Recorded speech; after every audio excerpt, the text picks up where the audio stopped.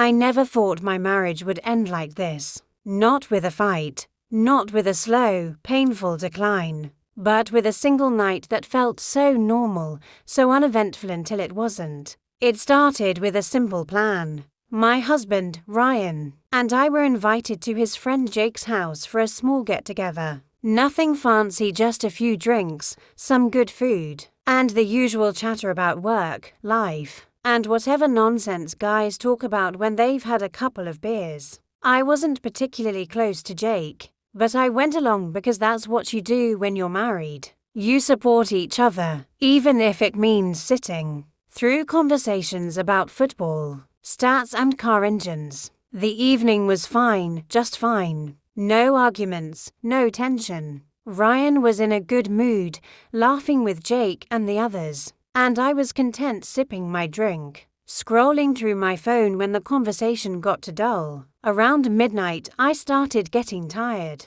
I told Ryan I was ready to go, but he waved me off. "Babe, just stay the night," he said. "It's late, and I've had a few drinks. I don't want to drive." It made sense. Jake's wife, Laura, offered to set up a guest room for me. It wasn't unusual, I'd crashed at friends' houses before, and so had Ryan, so I agreed. I went to sleep, assuming we'd wake up the next morning, drive home together, and laugh about how much Jake's cooking had improved. But when I woke up, Ryan was gone. At first, I thought maybe he'd just gone out for coffee or stepped outside for some fresh air. But when I checked my phone, there was no text, no missed call, nothing. His car wasn't outside. His wallet, his keys, his overnight bag, everything was gone. Panic set in. I called him. No answer. I texted. No response.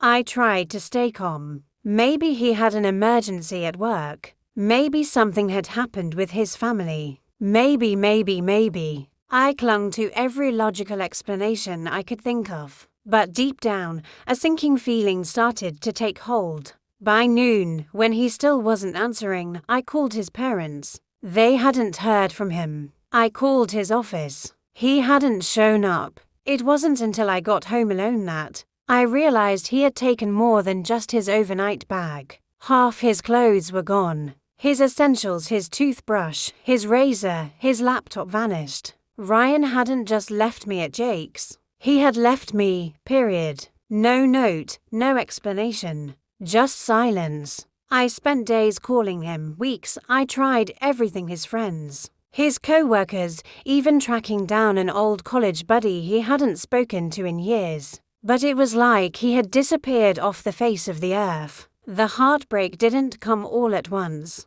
It was slow, creeping in between moments of denial. Maybe this was a misunderstanding. Maybe he would come back. Maybe there was an explanation. But eventually, I had to accept the truth. Ryan had made a choice. He had left me behind, like an afterthought. It's been months now. I still don't know why he left, and I don't think I ever will.